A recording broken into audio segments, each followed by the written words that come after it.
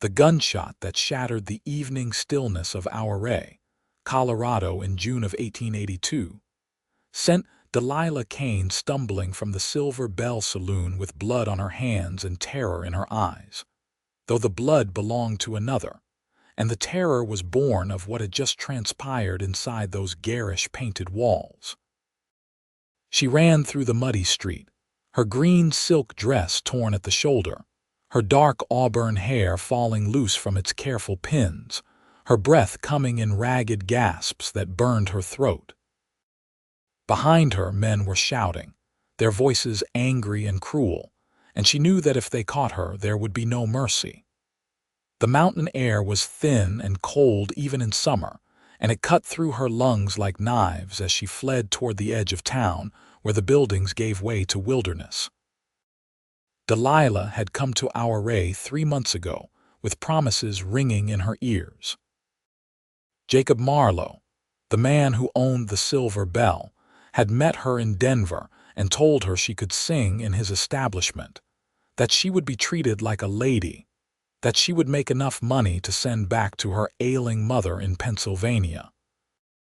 He had seemed kind at first, well-dressed and soft-spoken, but those promises had dissolved like sugar in rain the moment she arrived in this mountain town nestled in the San Juan Range. The singing had lasted exactly 1 week before Marlowe made his true intentions clear.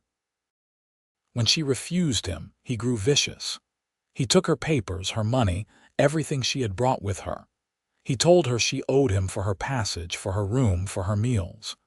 The debt grew every day, impossibly large, mathematically absurd.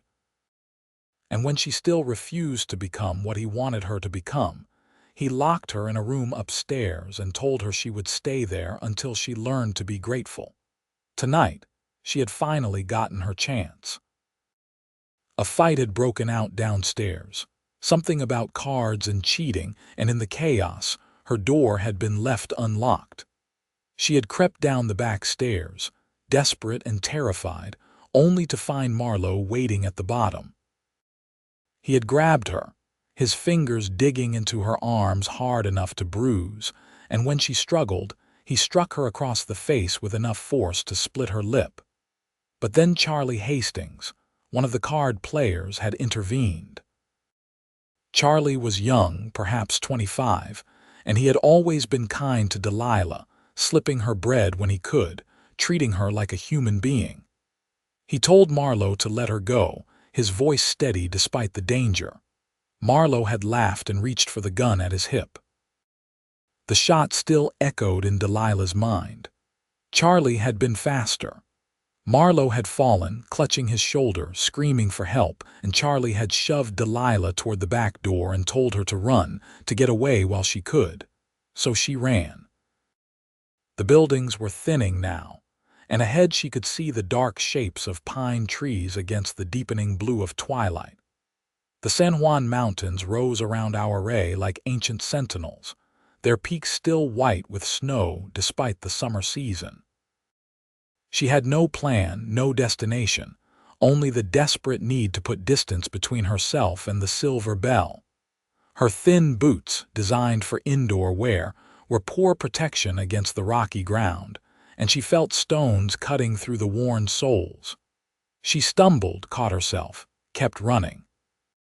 Behind her, the shouts were growing louder. They were coming after her.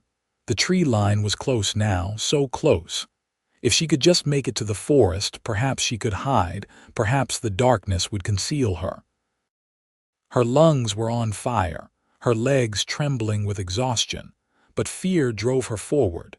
She crashed into the pines, branches whipping at her face and arms, her dress snagging on thorns and dead wood. The ground sloped upward and she climbed, her hands grasping at roots and rocks, her breath sobbing in her throat. A horse whinnied somewhere ahead of her and she froze, her heart hammering against her ribs. Had they circled around? Were they already waiting for her? But the voice that called out was not one she recognized. Easy there. You are going to break your neck running through these woods in the dark. Delilah pressed herself against a tree trunk, trying to quiet her breathing, trying to become invisible. The voice had been male, deep and calm, with a slight drawl that marked its owner as someone from further south. "I am not going to hurt you," the voice continued, "but those men coming up behind you surely will if you do not find better cover. There is a draw about 20 yards to your left, hidden by deadfall. Get yourself in there and stay quiet." She could not explain why she trusted that voice, but something in its steadiness, its lack of threat, made her move. She pushed away from the tree and stumbled left, her hands outstretched in the gathering darkness. Her fingers found the rough bark of a fallen log, and she followed it down into a natural depression in the ground, where several trees had collapsed years ago and created a tangled shelter. She crouched there, making herself as small as possible, and waited. Minutes passed. She heard the sounds of pursuit growing closer, men cursing as they climbed through the forest, their progress marked by breaking branches and heavy breathing. Then that same calm voice rang out, much closer to her pursuers. "That is far enough, gentlemen. Who the hell are you?" The voice belonged to Frank Dutton, Marlowe's right-hand man, a cruel-faced individual with a reputation for violence. "Name is Yates Connelly. I have got a camp just up ahead, and you are disturbing my peace. We are looking for a girl. She ran up this way, you seen her." There was a pause. Delilah held her breath, her heart pounding so hard she was certain they could hear it. "Plenty of deer moving through about 10 minutes ago. Spooked them right off. That might be what you heard. No girls up here, just me and my horse and the mosquitoes." "We need to search your camp," Dutton insisted. "No, you do not." The calm voice had taken on an edge, subtle but unmistakable. "You need to head back down to town and leave me be. I have had a long day and I am not in the mood for company. Listen here, stranger, we got business to attend to. That girl stole from Mr. Marlowe and she is going to answer for it." "Is that so? Well, Mr. Marlowe can take his grievances to the law. In the meantime, you are trespassing on my camp, and I would appreciate it if you would leave." Delilah heard the distinctive sound of a rifle being cocked. "Now that is just unfriendly," Dutton said, but his voice had changed, become uncertain. "I am as friendly as the day is long, so long as folks respect my boundaries. You have got until the count of 3 to start heading back down that mountain." There was silence, tense and brittle as thin ice. 1. "You are making a mistake, friend." 2. She heard the sounds of retreat, reluctant and muttered with curses, but retreat nonetheless. The sounds faded gradually, and finally there was only the whisper of wind through pine needles and the hammering of her own pulse in her ears. "You can come out now," Yates Connelly called softly. "They are gone, at least for tonight." Delilah remained frozen, her rational mind warring with her desperate need for help. What if this was a trap?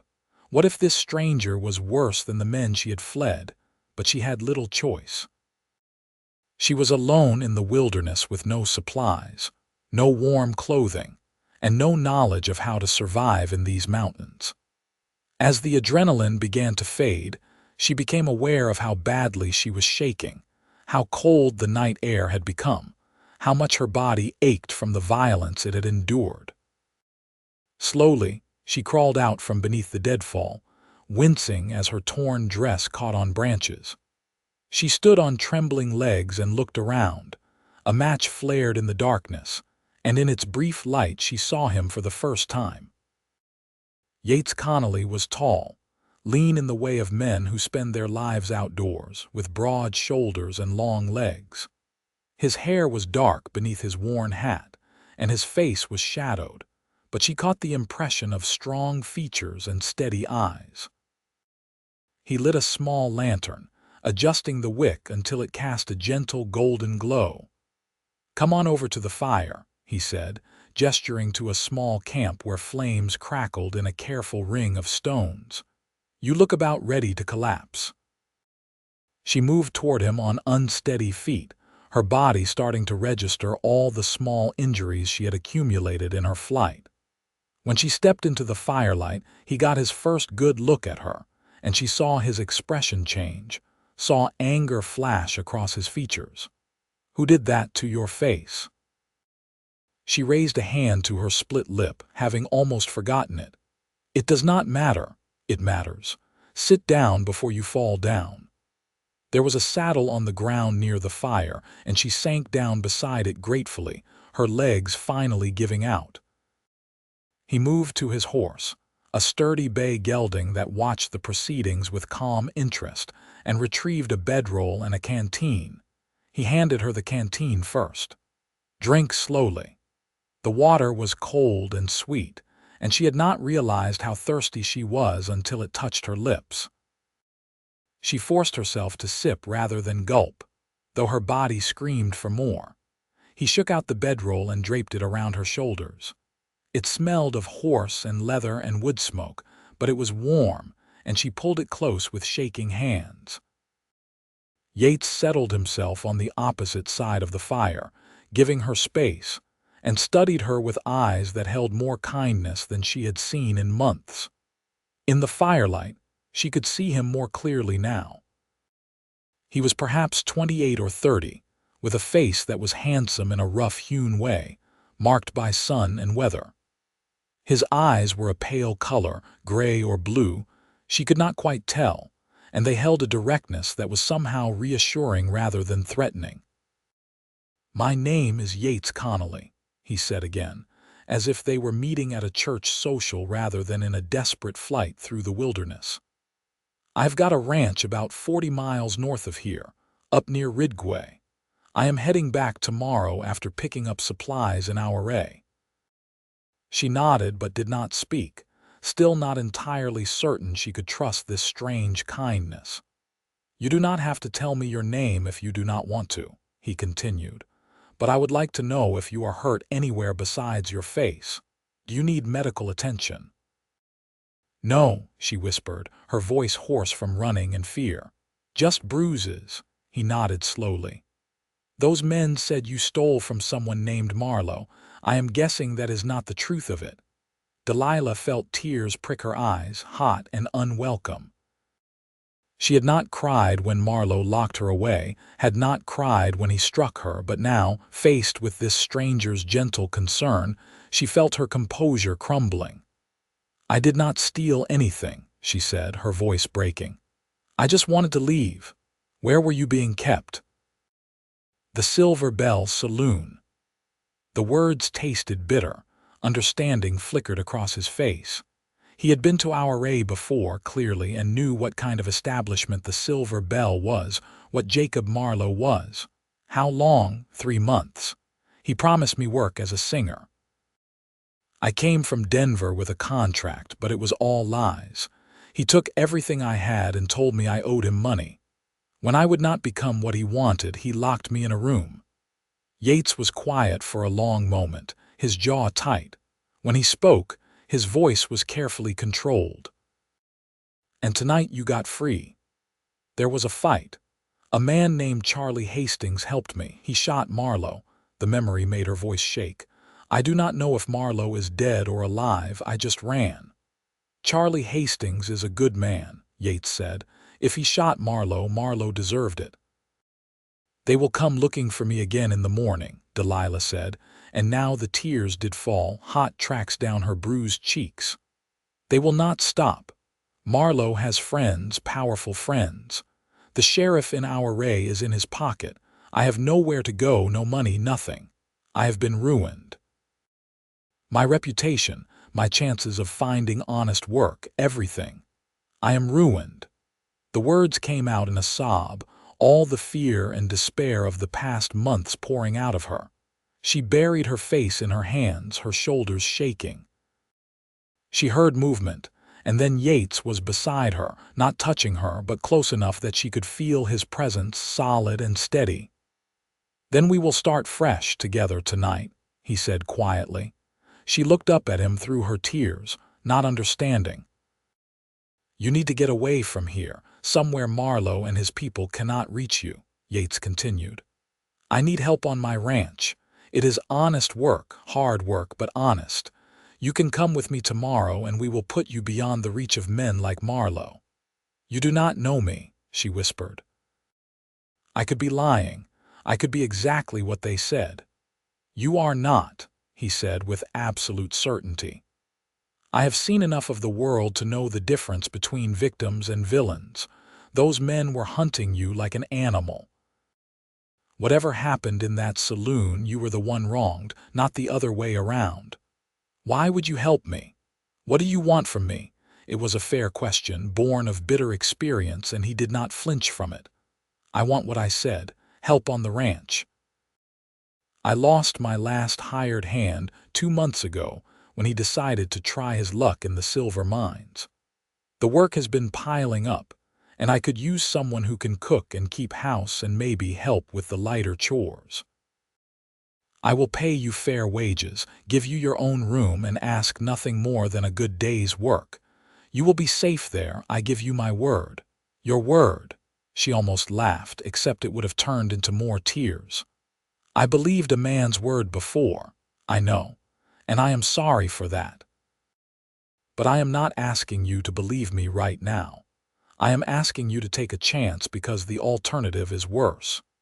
In the morning, we will head north. You will see the ranch, meet my neighbors, see for yourself that I am what I say I am. If at any point you want to leave, I will take you to Montrose and put you on a stage to anywhere you want to go with enough money to start over properly.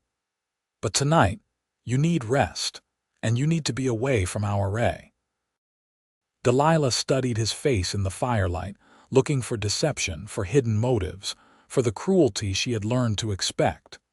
But his eyes were clear and his expression was open, and she was so tired, so desperately tired. "My name is Delilah Kane," she said finally. "I am from Pennsylvania originally. I came west after my father died, trying to make enough money to support my mother. I can cook and clean and sew. I can read and write and do figures. I worked in a boarding house before I came to Colorado, and I was good at it." "Pleased to meet you, Miss Kane," Yates said, and he offered his hand. She hesitated, then placed her trembling hand in his. His grip was warm and firm and somehow reassuring. He shook her hand gently, as if she were a proper lady at a proper introduction, and then released it. "Try to get some rest," he said, standing and moving back to his side of the fire. "I will keep watch tonight. Those men might get brave again, though I doubt it. In the morning we will head out early." "I cannot sleep," Delilah said, though exhaustion was pulling at her like a heavy weight. "Then just rest. Close your eyes and breathe. You are safe now." She wanted to believe him. She wanted it so badly it hurt. Instead, she pulled the bedroll tighter around her shoulders and stared into the fire, watching the flames dance and flicker. Yates settled against his saddle with his rifle across his lap, his posture relaxed but alert. The firelight played across his features, highlighting the strong line of his jaw, the slight hook to his nose that suggested it had been broken once, the small scar above his left eyebrow. He looked like what he claimed to be, a rancher, a man who made his living from the land and the animals he raised. "Where are you from originally?" she asked after a long silence, needing to fill the quiet with something other than her own thoughts. "Texas," he said. "Born there, grew up there. Came to Colorado about 5 years ago looking for new opportunities. Got tired of the heat, if you can believe that. And you have been ranching all this time, mostly.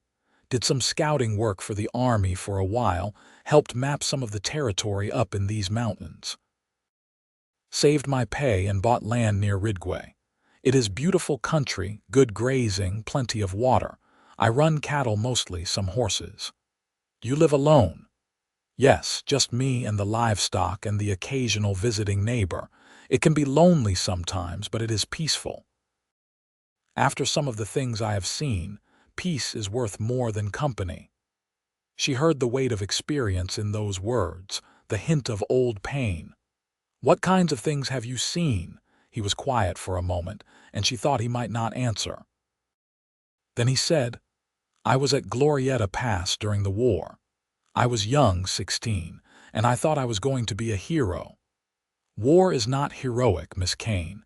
It is brutal and wasteful, and it breaks things inside people that never quite heal right. I saw men I cared about die for reasons that seemed less and less clear as time went on. When it was over, I just wanted to find somewhere quiet and build something instead of destroying things." "I am sorry," she said softly. "So am I. But it taught me to recognize cruelty when I see it and to stand against it when I can. What that man did to you, keeping you locked up, taking your freedom, that is a kind of violence too. Maybe it does not leave the same scars as a bullet, but it is still wrong." Delilah felt fresh tears threaten, but these were different, born not of despair but of gratitude for being seen, for being believed. She blinked them back and pulled the bedroll closer. They fell into silence again, but it was more comfortable now, the tension gradually easing from her shoulders. The fire crackled and popped, sending occasional sparks spiraling up into the darkness.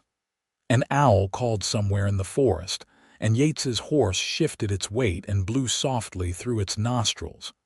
Despite her conviction that she could not sleep, Delilah felt her eyelids growing heavy. The warmth of the fire, the soft sounds of the night, and the bone-deep exhaustion finally overcame her fear. Her head drooped and she caught herself jerking upright. "It is all right," Yates said gently. "I have got watch. You can sleep." She looked at him across the fire, this stranger who had appeared out of the darkness like an answer to a prayer she had not dared to speak. "Why are you being so kind to me?" she whispered. He thought about it for a moment. "My mother was a good woman," he said finally. "She taught me that how we treat people when they are at their most vulnerable says everything about who we really are. I would like to think that if she were in trouble, someone would help her the way I am helping you." It was such a simple answer and so profoundly decent that Delilah felt something shift inside her chest. Not trust, not yet, but the possibility of trust, the first fragile seed of hope. She lay down on the ground, using Yates's saddle bags as a pillow, and pulled the bedroll up to her chin.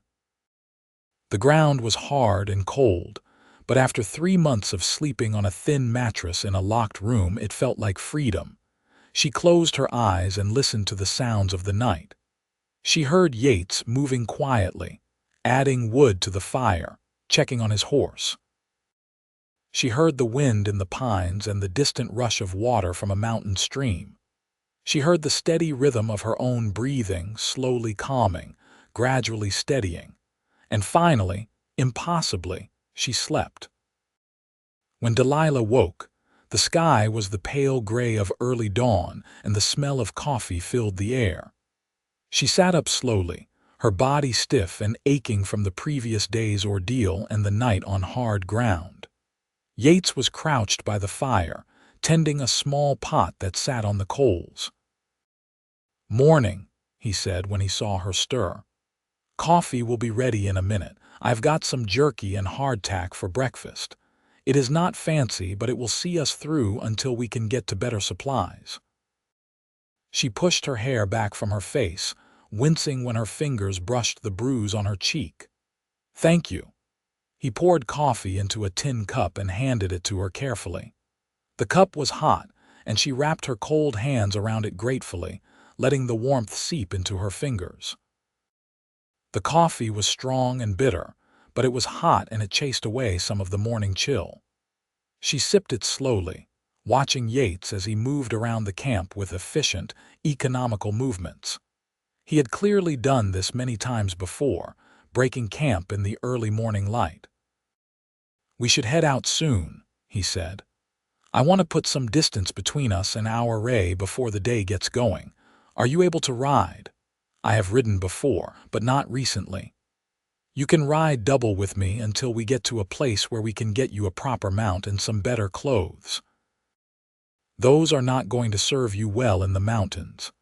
Delilah looked down at her torn silk dress, so impractical and so obviously designed for indoor work of a very specific kind.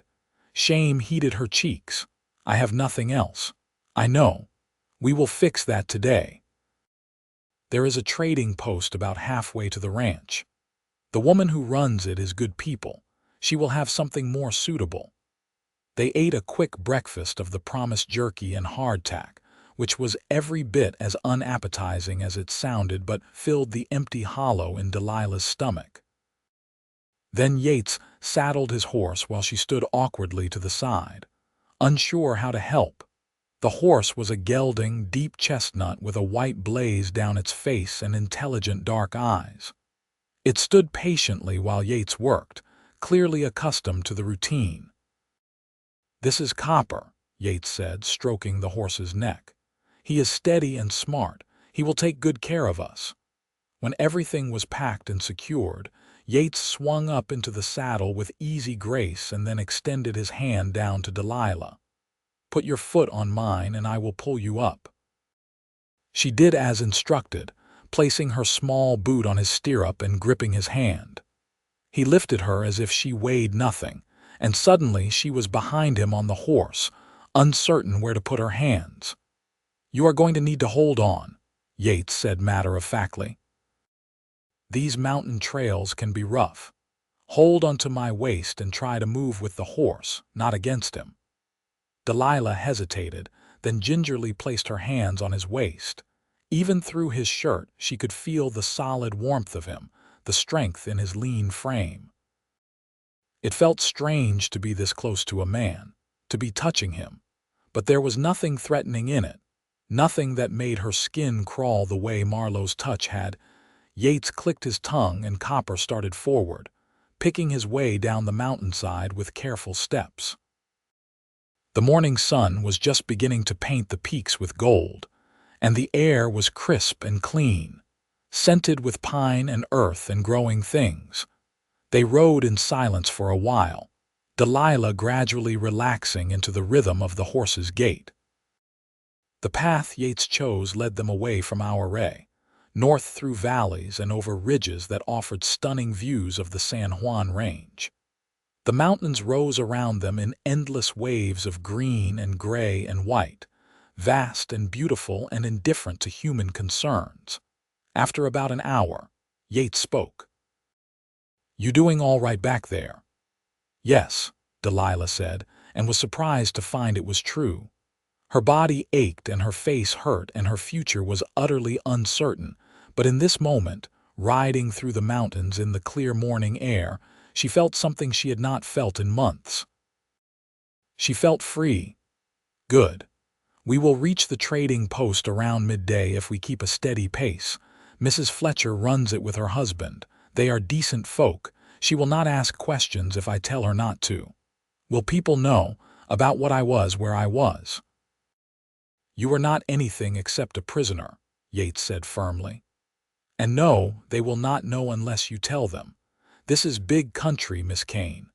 Plenty of people come here to start over, to leave old troubles behind. No one will think twice about a woman I hired to help with my ranch." They rode on, the sun climbing higher, the day warming.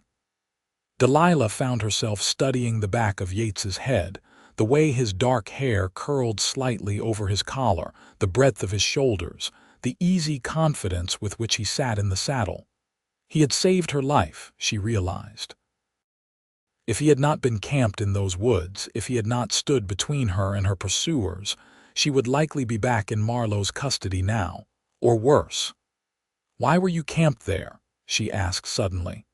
"So close to town, I mean. If you were getting supplies, why not stay in Ouray?" "I prefer my own company to that of most towns," Yates said simply. "I got what I needed in Ouray yesterday afternoon and rode out to camp. I would rather sleep under stars than in a rented bed that 10 other people have slept in before me." "You do not like people." He was quiet for a moment. "I like people fine in small doses. I just do not like crowds, too much noise, too much pushing and shoving. And places like the Silver Bell make me angry, and anger is not productive. You knew what it was. Everyone knows what it is. Most people just do not care as long as it is not happening to them or theirs. The bitterness in his voice surprised her. But you care. I try to. Not always successfully, but I try.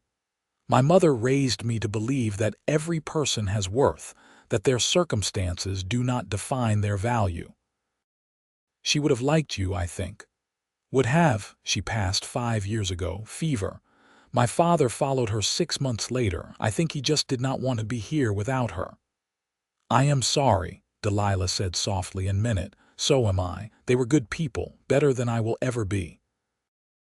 I doubt that. He glanced back at her over his shoulder, and she caught the hint of a smile. You do not know me well enough to make that judgment, Miss Kane. You can call me Delilah if you like. Miss Kane sounds so formal.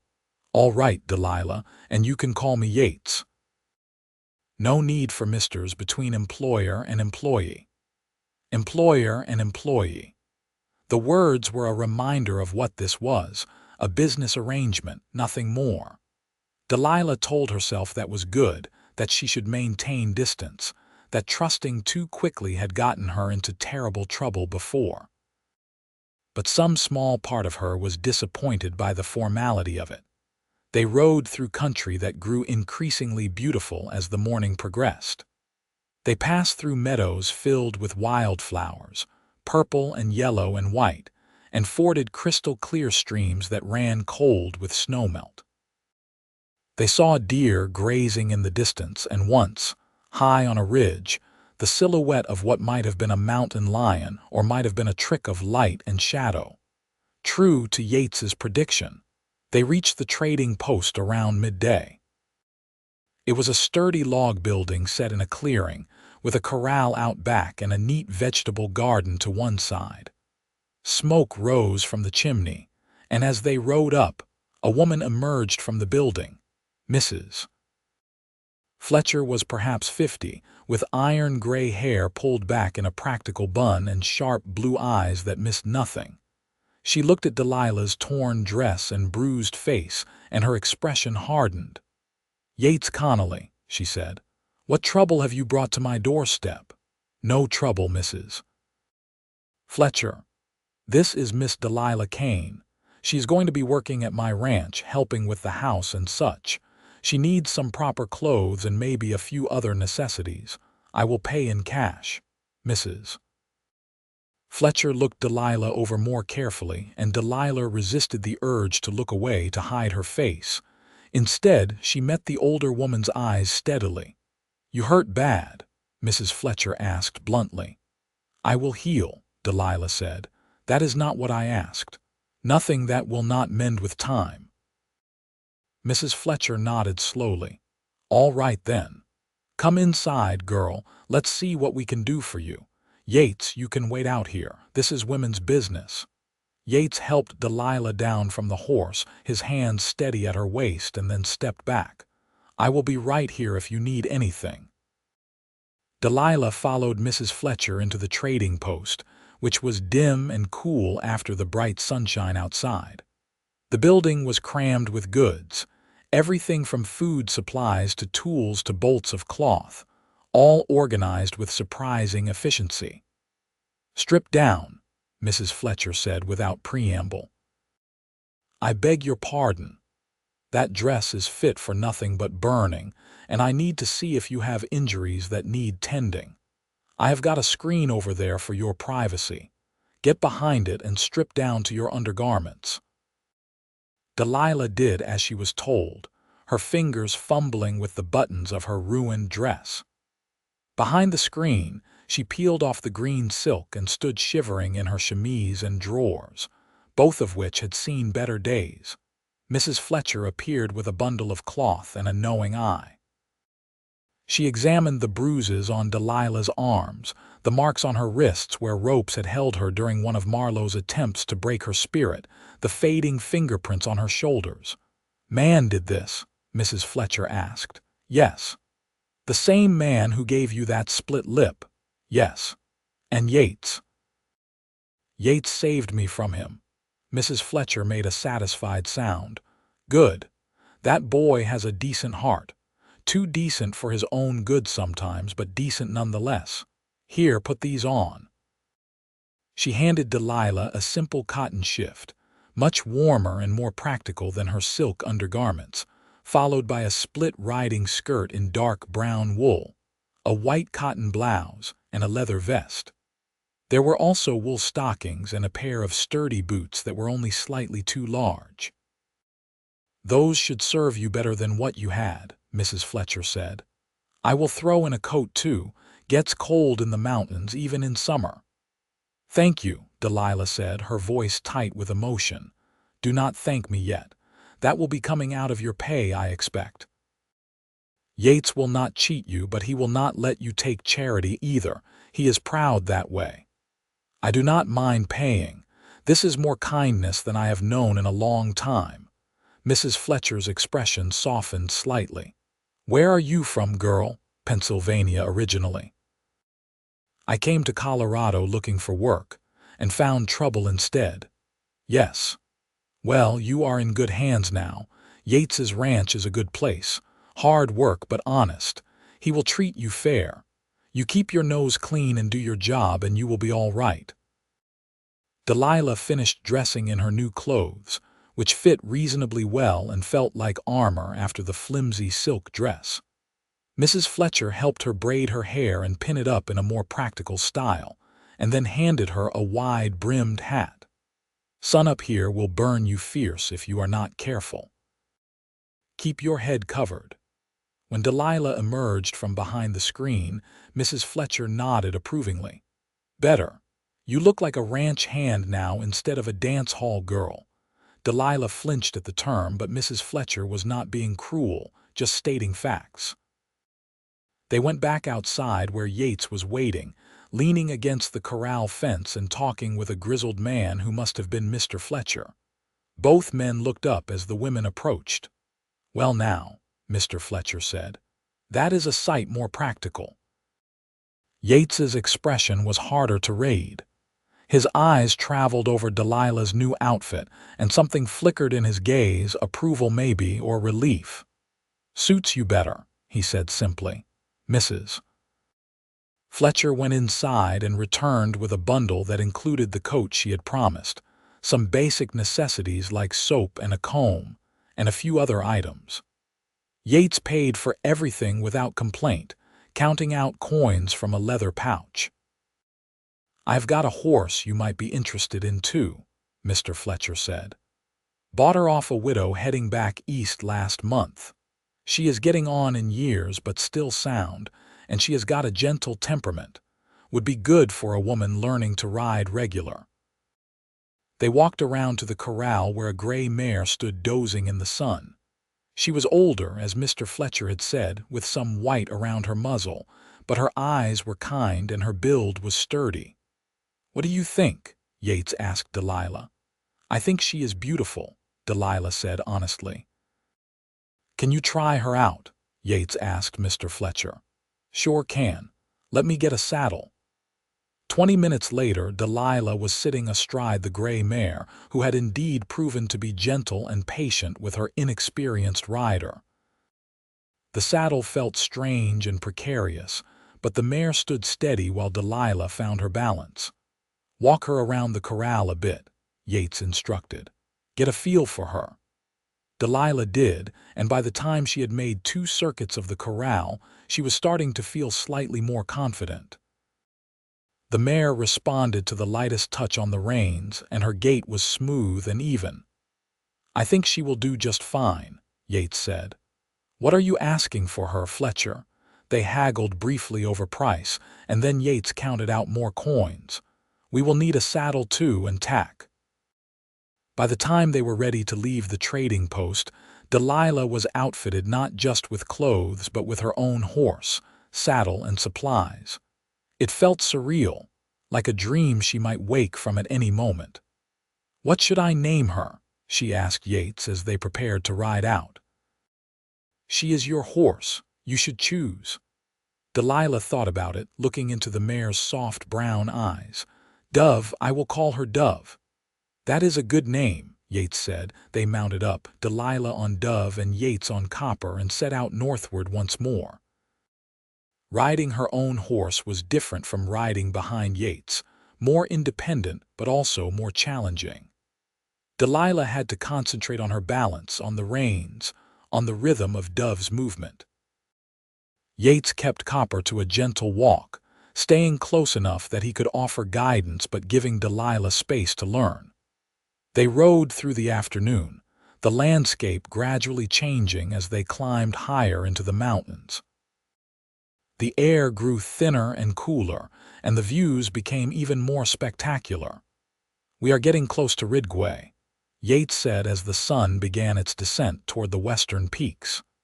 "The ranch is about an hour beyond the town. We should reach it before full dark." "Tell me about the ranch," Delilah said, wanting to know what she was riding toward. "It is not much, not yet anyway. I have got about 200 acres, mostly grazing land. There is a cabin, 2 rooms plus a loft. I built it myself when I first claimed the land. It is sturdy but plain.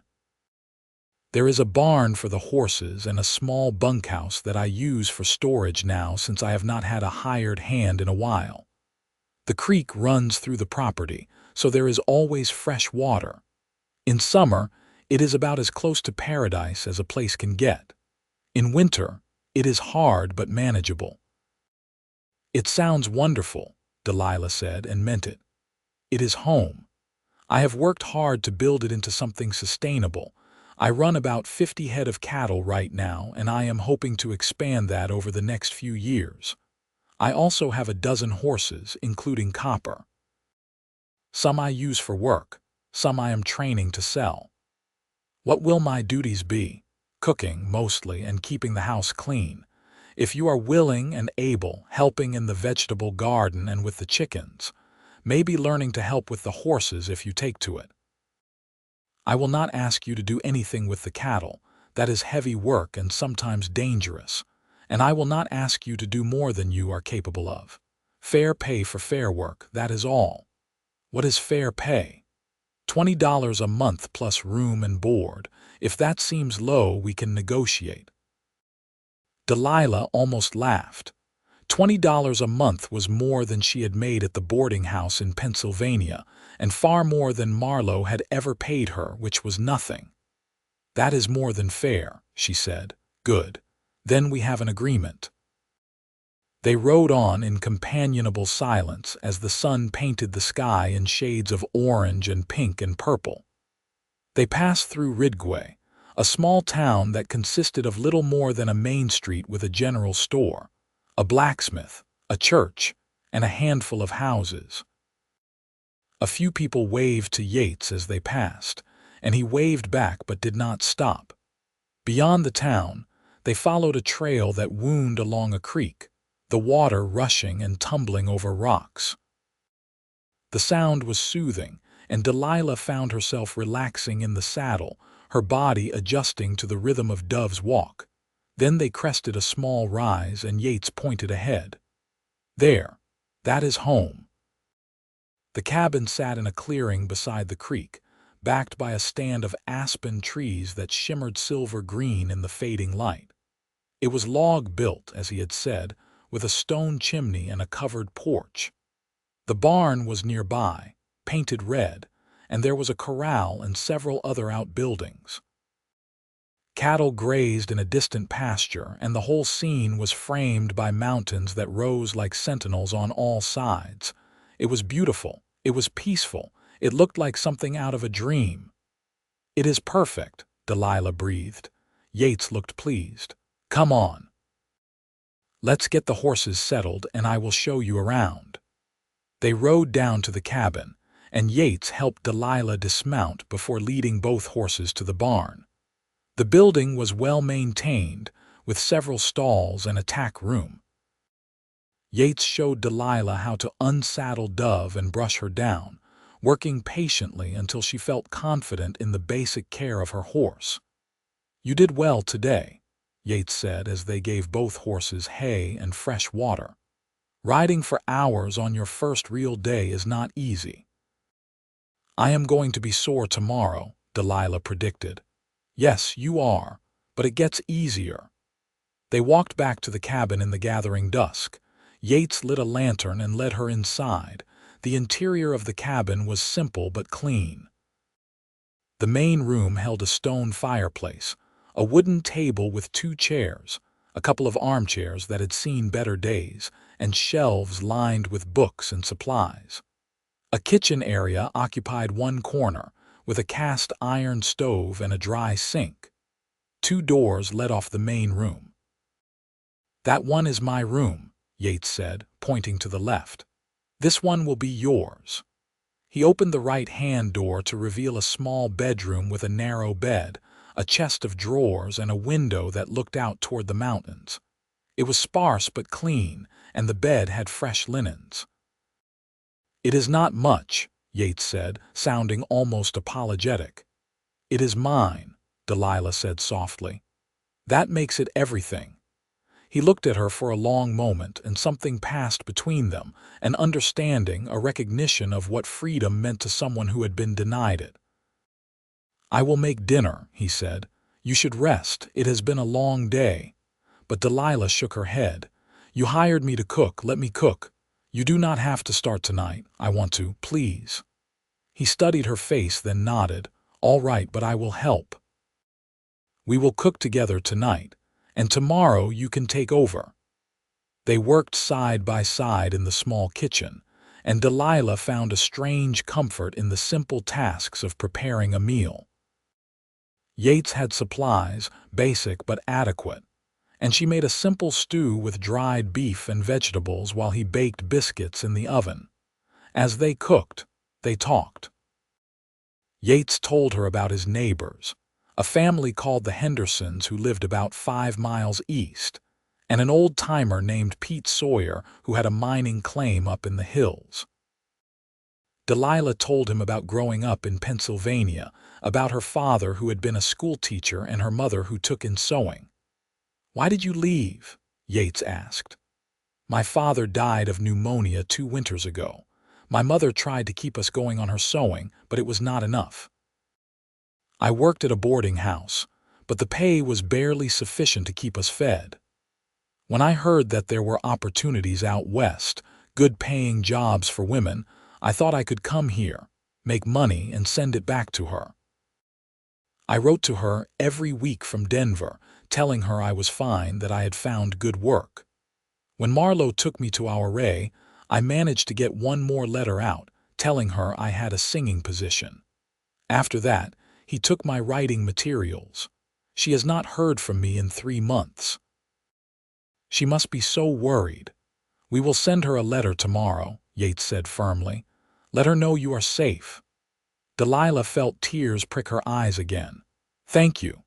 They ate dinner at the wooden table, the stew hot and filling, the biscuits crusty on the outside and soft within. It was simple food, but it tasted better than anything Delilah had eaten in months, seasoned as it was with freedom and safety. After dinner, Yates heated water on the stove and filled a basin. "You can wash up if you would like. I will give you privacy. There is soap on the shelf and clean towels in your room." He stepped outside, and Delilah gratefully washed away the grime and fear of the past days. The warm water on her skin felt like a baptism, washing away the touch of Marlowe and the silver bell, leaving her clean and new. When she was done, she called Yates back inside. He banked the fire and checked the door, moving through a routine that was clearly well established. "I usually rise at dawn," he said, "but you sleep as long as you need tomorrow. Your body has been through a lot." "I will rise with you," Delilah said. "I am here to work." "All right." "Good night, Delilah." "Good night, Yates." She went into her small room and closed the door. The bed was narrow but comfortable, and when she lay down, she sank into the mattress with a sigh of relief. Through the window, she could see stars beginning to appear in the darkening sky, more stars than she had ever seen in her life, a whole sky full of them, bright and cold and beautiful. She thought about the past 24 hours, about the gunshot and the flight and the terror. She thought about Yates appearing out of the darkness like some kind of guardian angel. She thought about his quiet kindness, his steady presence, his offer of a fresh start. For the first time in 3 months, Delilah felt something unfurl in her chest, fragile and tentative but real. Hope. The possibility of a future that was not defined by fear and degradation. A chance to be herself again, whoever that was. She closed her eyes and let herself sink into sleep, real sleep, safe and unafraid. The days that followed took on a rhythm that was both new and oddly comforting. Delilah rose with the sun, as did Yates, and they would share a simple breakfast before he headed out to work on the ranch. Her duties were exactly as he had described, cooking and cleaning and tending the vegetable garden that grew behind the cabin. The work was hard, harder than anything she had done at the boarding house, but it was honest and it was hers. She took pride in keeping the cabin clean, in preparing meals that were filling and flavorful with the limited ingredients available, in coaxing the garden to produce more beans and squash and potatoes. Yates was true to his word in every way. He paid her at the end of the first week, counting out the money into her hand, and helped her write a letter to her mother explaining that she had left Denver for a position at a ranch in Ridgway. They rode into town together to post the letter, and Yates introduced her to the shopkeeper and the minister and several other townspeople, always referring to her as his housekeeper, always treating her with respect. No one asked questions. Mrs. Henderson, who visited after the first week with a pie and a frank curiosity, seemed satisfied with the simple explanation that Delilah had come from Denver looking for work. If she noticed the fading bruises on Delilah's face, she was too polite to mention them. As the days turned into weeks, Delilah found herself healing in ways that went beyond the physical. The bruises faded, her split lip healed, and the hollows under her eyes filled in as she ate regular meals and slept without fear. But more than that, she felt her spirit beginning to mend. The constant anxiety that had been her companion for 3 months began to ease. She stopped jumping at sudden noises. She stopped watching the horizon for approaching riders. She also found herself watching Yates. It started innocently enough. He was easy to watch, efficient and capable in everything he did. He could gentle a skittish horse with patience and a soft voice. He could mend a fence or repair a roof or deliver a calf with equal skill.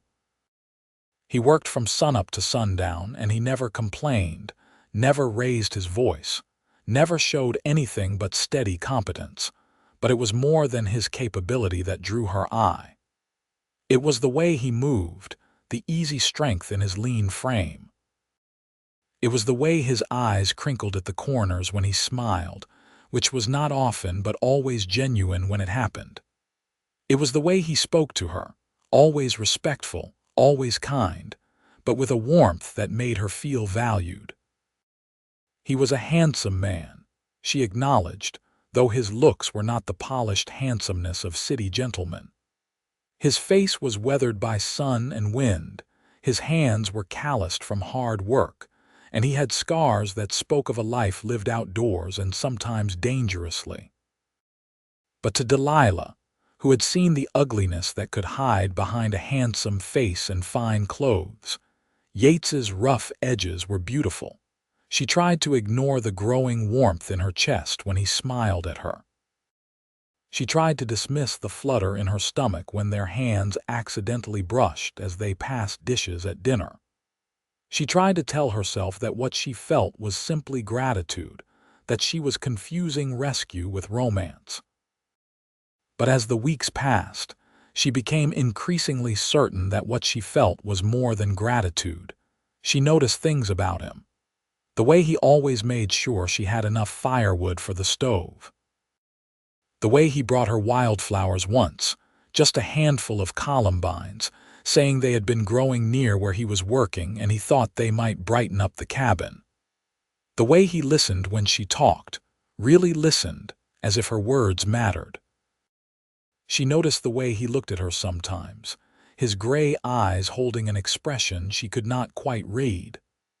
Not hunger, nothing like the way Marlowe had looked at her, but something softer, something that made her breath catch.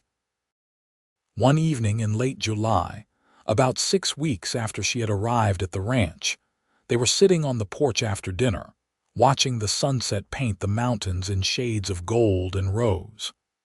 It had become a habit, this quiet time together at the end of the day, and Delilah had come to treasure it. "I got a letter from my mother today," she said, pulling the worn envelope from her pocket. "It was waiting at the post office. Good news, I hope?" "Yes. She says she is well and she is glad I am safe. She sounds relieved." Delilah hesitated, then added, "She asked about my employer, wanted to know if you are a good man." "What did you tell her in your last letter? The truth, that you are kind and fair and that I am grateful to be here." Yates was quiet for a moment. "I am glad you feel that way." "How could I not? You saved my life, Yates. You gave me a chance when I had nothing." "You saved yourself," he said. "You ran, you fought for your freedom. I just happened to be in the right place at the right time. You were more than that. You stood up for me when you had no reason to. You risked yourself for a stranger." He looked at her then, his eyes serious. "You were not just a stranger. You were someone in trouble, someone who needed help. I could not walk away from that. Most people would have. Then most people are not worth knowing." They fell silent, and Delilah felt the weight of words unspoken hanging between them. She wanted to tell him that she thought about him constantly, that he had become the center of her world, that she was falling in love with him. But fear held her tongue. What if he did not feel the same? What if she was misreading his kindness? What if she ruined this fragile peace by wanting more than he was willing to give? "Delilah," Yates said, his voice low. "Can I ask you something?" "Of course." "Are you happy here? Truly happy, not just safe, but happy?" She turned to look at him fully, surprised by the question. "Yes, I am happier than I have been in a very long time." "Good, I want you to be happy. You deserve that, so do you," she said softly. "I am working on it." There was something in his tone, something wistful that made her bold. "What would make you happy, Yates?" He looked at her for a long moment, and she saw something flicker in his eyes, something vulnerable and uncertain. "I do not know if I should say." "Why not?" "Because I do not want to presume.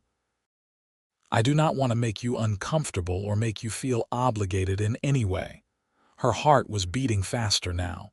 "You could never make me uncomfortable. Tell me." He took a breath, and when he spoke, his words were careful, measured. "I have enjoyed these past weeks more than any time I can remember. Having you here, sharing meals with you, talking with you in the evenings, it has made this place feel less lonely. It has made it feel like a home instead of just a house. And I have found myself thinking that I would like it to continue, not just as employer and employee, but as something more." Delilah felt her breath catch. "Something more. I care about you, Delilah. I have tried to keep it professional, tried to respect the boundaries of our arrangement, but the truth is that I have come to care about you a great deal. And I find myself hoping, perhaps foolishly, that you might feel the same." Joy bloomed in her chest, bright and sudden. "Not foolishly." "Not foolish at all. You feel the same." "Yes," she said, and her voice was trembling with emotion. "I have been trying not to, trying to convince myself it was just gratitude, but it is more than that, so much more." Yates reached out slowly, giving her time to pull away if she wanted, and took her hand in his. His palm was warm and calloused, and his grip was gentle. "I want to court you properly," he said. "If you will allow it. I want to do this right, with respect and patience. I know you have been hurt, and I would never want to rush you or push you into anything you are not ready for." "I want that too," Delilah said, tears pricking her eyes. "I want all of that." He smiled then, a real smile that transformed his serious face, and Delilah thought she had never seen anything more beautiful. "Then we will take it slow," he said. "We will see where this leads together." "Together," she echoed, and the word felt like a promise. The courting that followed was unlike anything Delilah had experienced before. Yates was patient and careful, always asking permission before he took her hand, always respectful of her space and her boundaries. They spent their evenings talking, sharing stories of their pasts, their hopes for the future, their fears and dreams.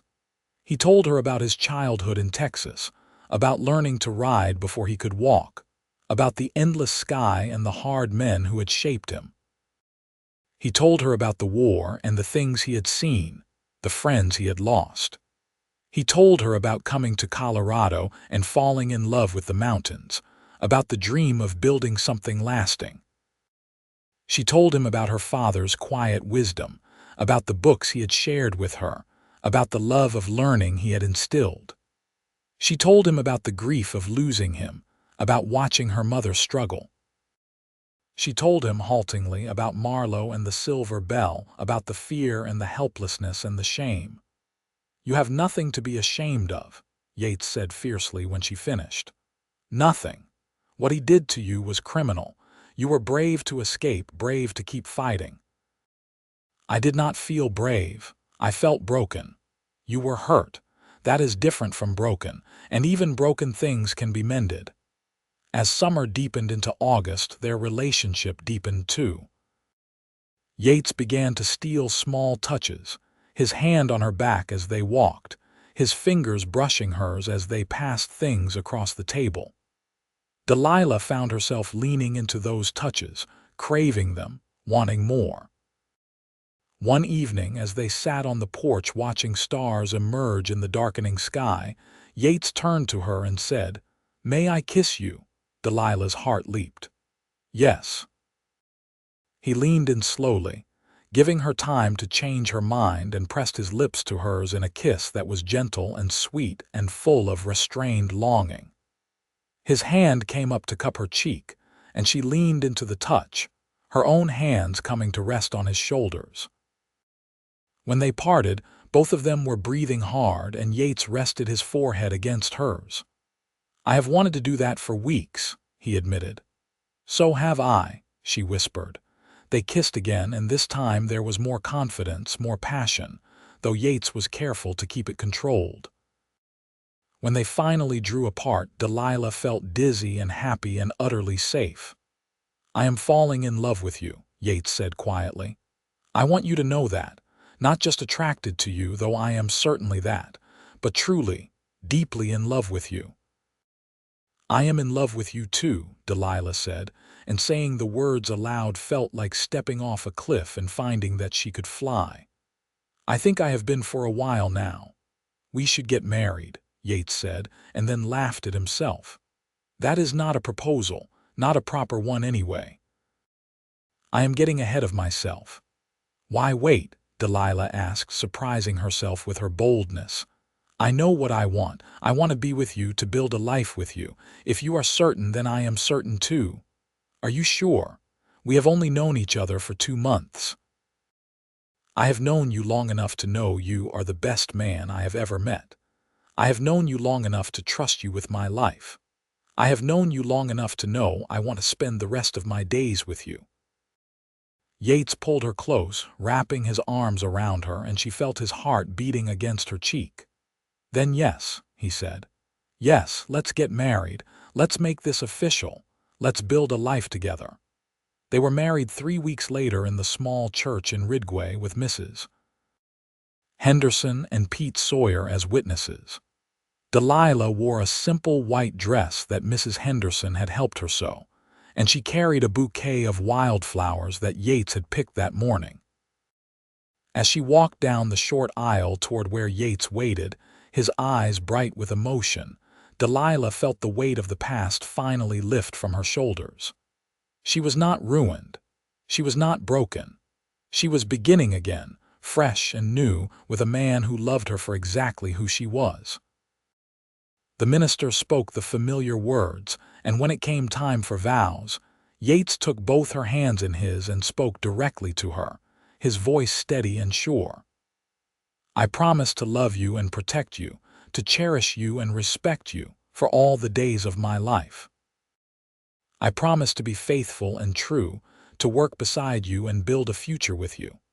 I promise to be your partner and your friend through good times and hard times.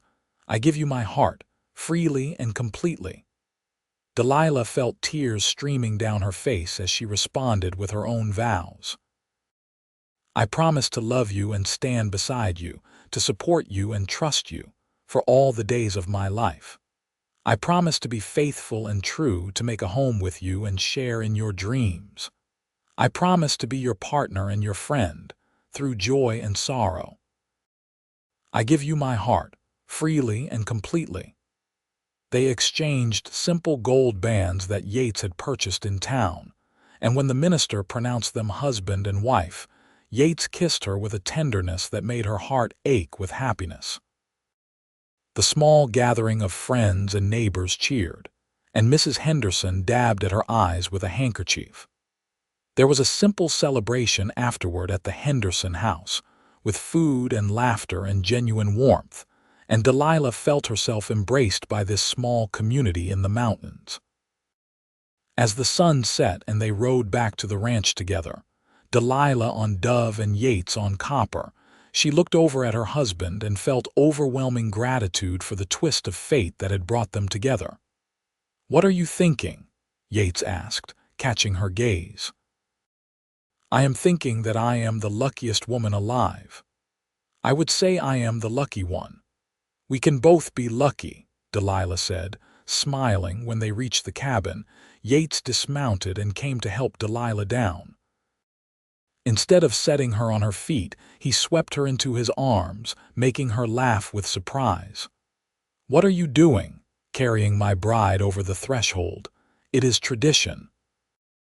He carried her inside the cabin, which looked the same as always yet somehow entirely different now that it was truly their home, shared and equal. He set her down gently and then took her face in his hands. "Are you nervous?" he asked softly. She thought about it honestly. "A little. But not afraid, never afraid with you. We will go as slow as you need," he promised. "Tonight is about us being together, about starting our life as husband and wife. Everything else happens at whatever pace feels right to you." She kissed him then, pouring all her love and trust into it, and felt him respond with matching passion tempered by patience. They moved to their bedroom, the one that had been his but was now theirs, and in the gentle lamplight they came together as husband and wife. Yates was tender and careful, always checking that she was comfortable, always putting her needs before his own. And Delilah found that with him, intimacy was not something to be feared or endured, but something beautiful and sacred, a joining of bodies and hearts that left her feeling cherished and whole. Afterward, they lay tangled together in the narrow bed, her head on his chest, his arms around her, and talked quietly until sleep claimed them both. The months that followed were the happiest of Delilah's life. She and Yates settled into married life with an ease that felt natural and right. They worked side by side during the days, Delilah managing the house and garden while Yates tended the cattle and horses. In the evenings, they would cook together, eat together, and then spend hours talking or reading or simply sitting in comfortable silence. As autumn painted the aspen trees gold and the air grew crisp with the promise of winter, they prepared the ranch for the coming cold. They laid in supplies from town, chopped and stacked firewood, and made sure the barn was secure against the snow that would inevitably come. One evening in October, as they sat by the fire after dinner, Delilah felt Yates watching her with an odd expression. "What is it?" she asked. "Nothing bad. I was just thinking about how much my life has changed since last June, how empty this place felt before you came and how full it feels now." I was just thinking the same thing, about how lost I was and how found I feel now." He reached for her hand and laced his fingers through hers. "I want to ask you something, and I want you to feel completely free to say no if it is not what you want. All right. I have been thinking about the future, about building this ranch into something bigger and more sustainable. And part of that vision includes a family if you want that. Children. But I know that is a big step, and I know you have been through so much. I do not want to pressure you."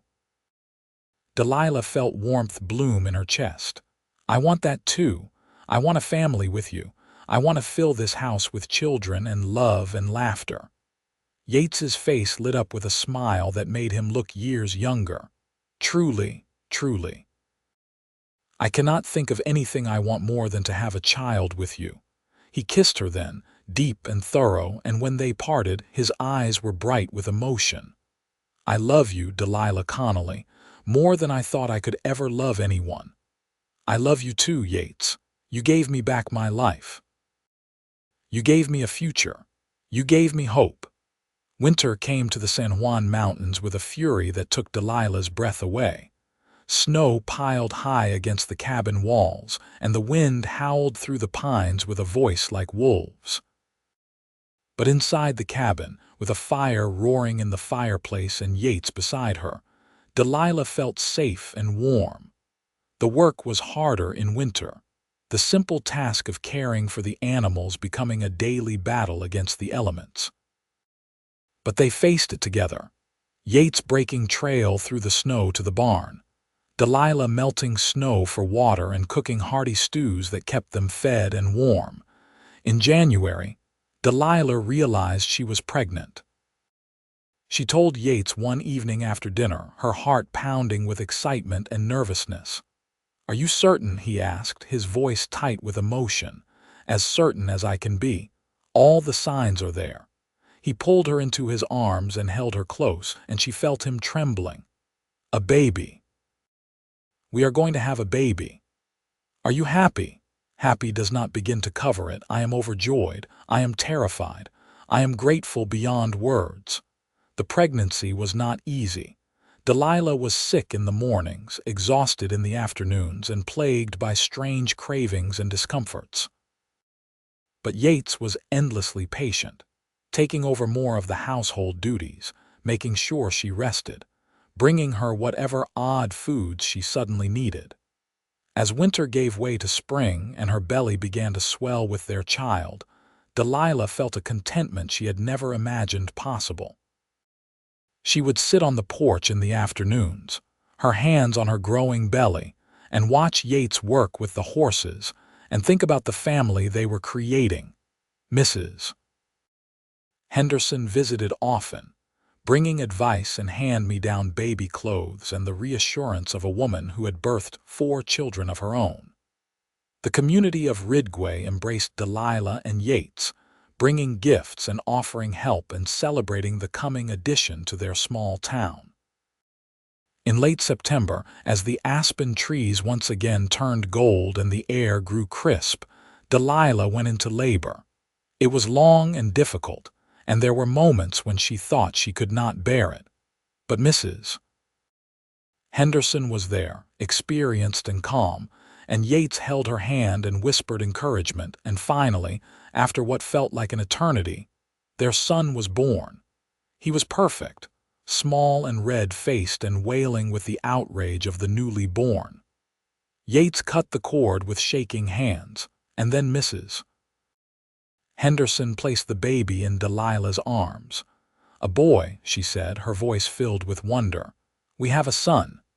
Yates was crying openly, tears streaming down his weathered face as he looked at his wife and child.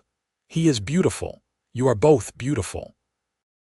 They named him William, after Delilah's father, and called him Will. He was a good baby, healthy and strong, and as the weeks passed, Delilah watched Yates transform into a devoted father. He would spend hours holding Will, talking to him in a soft voice, showing him the ranch and the animals and the mountains that surrounded them. Life settled into a new rhythm. busier and more chaotic but filled with love and purpose. Will grew quickly, and by his first birthday he was toddling around the cabin, getting into everything, his laughter filling the rooms with joy. 2 years later, Delilah gave birth to their second child, a daughter they named Rose. She had Delilah's auburn hair and Yates's gray eyes, and she was sweet-tempered and curious from the start. The ranch grew too, expanding as Yates's hard work paid off. They built a larger barn, acquired more cattle, and hired a young man named Tom to help with the heavier work. The cabin was expanded to include 2 more bedrooms, one for the children and one for guests. Delilah's mother came to visit when Will was 3 and Rose was 1, making the long journey from Pennsylvania. She stayed for 6 months, and Delilah watched her mother's joy at seeing her daughter happy and settled and loved. Before she returned east, her mother pulled Delilah aside and said, "I was so afraid for you when you went west. I thought I might never see you again. But look at what you have built. Look at the life you have made. I am so proud of you." The years flowed past, marked by seasons and celebrations and the steady growth of their children. Will grew into a serious boy who loved the horses and wanted to be just like his father. Rose was bright and fearless, always exploring, always asking questions. In the spring of 1889, Delilah and Yates celebrated their 7th wedding anniversary. They sat on the porch in the evening, watching Will and Rose play in the yard, and Delilah leaned her head on Yates's shoulder. "Do you ever think about that night?" she asked. "The night we met, all the time," Yates said. "I think about how easily it might not have happened. If I had camped somewhere else, if I had stayed in town, if I had not heard you running through the woods. Our whole life together hung on those small chances." "I do not think it was chance," Delilah said. "I think it was meant to be. I think you were meant to find me and I was meant to find you. I think you are right, and I am grateful for it every single day. I love you, Yates Connelly." "I love you too, Delilah Connelly, more than you will ever know." They sat in comfortable silence, watching the sun set behind the mountains, painting the sky in brilliant shades of orange and pink and purple. The children's laughter rang out across the yard, and smoke rose from the chimney of their home, and everything was peaceful and good. Delilah thought about the woman she had been 7 years ago, terrified and desperate, running through the dark woods with blood on her hands and no hope in her heart. She thought about the moment Yates had spoken from the shadows, offering help, offering safety, offering a future. She had told him she was ruined, and he had promised they would start fresh together. And they had. They had built a life from nothing, had created a family, had found love and happiness and peace. It had not always been easy. There had been hard times, lean winters and difficult harvests and moments of fear and doubt. But they had faced everything together, and that had made all the difference. As the stars began to appear in the darkening sky, Yates called the children inside for bed. They protested, as children always do, but eventually they came, tired and happy from their play. Delilah and Yates tucked them in, kissing them good night, listening to their prayers, and then retreated to their own room. They lay together in the bed they had shared for 7 years, and Yates pulled Delilah close, his arms around her, her head on his chest. "Are you happy?" he asked, echoing the question he had asked her so long ago on another evening on the porch.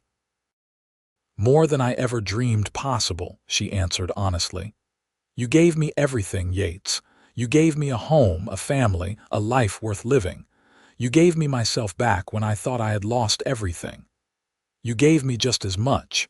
You turned a house into a home. You filled my life with love and purpose. You made me better than I was." They kissed, a gentle kiss that held 7 years of love and commitment and shared dreams. And as Delilah drifted off to sleep in her husband's arms, she thought about how lucky she was, how blessed, how utterly and completely loved. The years continued to pass, each one bringing new challenges and new joys. Will grew into a young man who worked alongside his father on the ranch, and Rose became a spirited girl who loved to read and dream of adventures beyond the mountains. In time, there was a third child, another son they named Thomas, and then a fourth, a daughter they called Margaret. The ranch prospered, becoming one of the most successful in the region. Yates was known as a fair employer and a good neighbor, and Delilah was beloved in the community for her kindness and her willingness to help anyone in need. They never forgot where they had come from, the darkness that had brought them together. Sometimes, late at night, Delilah would have nightmares about the silver bell, about being locked away, about hands grabbing at her in the dark. But Yates was always there to hold her, to remind her that she was safe, that she was free, that she was loved. And sometimes Yates would wake in the night, troubled by old memories of war and violence and loss. And Delilah would be there for him, her steady presence a reminder that he had found peace, that he had built something good, that his past did not define his future. They aged together, gracefully, their love deepening with each passing year. Yates's dark hair turned silver, and lines etched themselves deeper around his eyes and mouth. Delilah's auburn hair faded to a softer shade, and she carried the marks of bearing 4 children. But when they looked at each other, they saw not the passage of time but the accumulation of shared memories, of laughter and tears and countless ordinary moments that had woven their lives together into something unbreakable. When Will was 20, he married a girl from Montrose, and Delilah and Yates became grandparents. Then Rose married a young rancher from the next valley, and there were more grandchildren, a growing family that filled the ranch with noise and love. They built a larger house eventually, to accommodate the growing family, but they kept the original cabin standing, using it as a guest house. Sometimes, on their anniversary, Delilah and Yates would spend the night there, in the small bedroom where they had first come together as husband and wife, remembering how it had all begun. In 1902, on a warm June evening 20 years after they first met, Delilah and Yates sat on the porch of the big house, surrounded by their children and grandchildren. There was a party happening, celebrating their 20th wedding anniversary, and the yard was full of people and music and laughter. 20 years, Delilah said, shaking her head in wonder. How is that possible? Felt like a lifetime and like no time at all, Yates said, taking her hand. Do you have any regrets? Not a single one, none. Except maybe that we did not have more time. 20 years is not enough. Then we will have to make it 40 or 50. Deal, Delilah said, squeezing his hand. They watched their family, this beautiful, chaotic, loving family they had created together, and felt a satisfaction that went beyond words. This was their legacy, not just the children and grandchildren, but the love and security they had built, the home they had made, the values they had instilled. Will came over with his eldest son, a boy of 5 who looked remarkably like Yates had at that age. Grandpa, can you tell the story again? About how you and Grandma met. Yates looked at Delilah, and she nodded with a smile. It was a story they had told many times, carefully edited for young ears, but always truthful in its essentials. Well, Yates began, pulling the boy onto his lap. It was a long time ago, back in 1882. Your grandma was in trouble, and she was running through the woods near Ouray, scared and alone. And I happened to be camped nearby, and I heard her coming. So I hid her and kept her safe from the bad men who were chasing her. And then what? The boy asked, though he had heard this story before. And then I offered her a job on my ranch and we rode here together. And we fell in love and we got married and we lived happily ever after. Just like a fairy tale, the boy said. Better than a fairy tale, Delilah said, ruffling his hair, because it is real. As the sun set and the party continued around them, Delilah leaned against Yates's shoulder and closed her eyes, breathing in the scent of pine and wood smoke and home. She thought about that terrified girl running through the woods and the man who had saved her not just from her pursuers but from despair. She had been ruined, she had thought. Her life was over, her future destroyed. But Yates had offered her something better than rescue. He had offered her partnership, respect, a chance to rebuild herself on her own terms. He had offered her love, freely given and without conditions. And together, they had started fresh. Together, they had built a life that was rich and full and overflowing with love. Together, they had proved that endings could become beginnings, that broken things could be mended, that hope was never truly lost. The stars came out, brilliant against the dark sky, and music drifted across the yard. Grandchildren ran and played, children laughed and talked, and in the center of it all sat Delilah and Yates, hand in hand.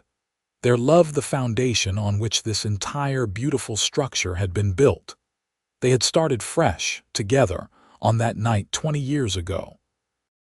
And they would continue together, through all the years to come, bound by love and commitment and the promise they had made to each other in a small church in Ridgway all those years ago. To love and cherish, through good times and hard times, for all the days of their lives. And they had and they would, until the very end.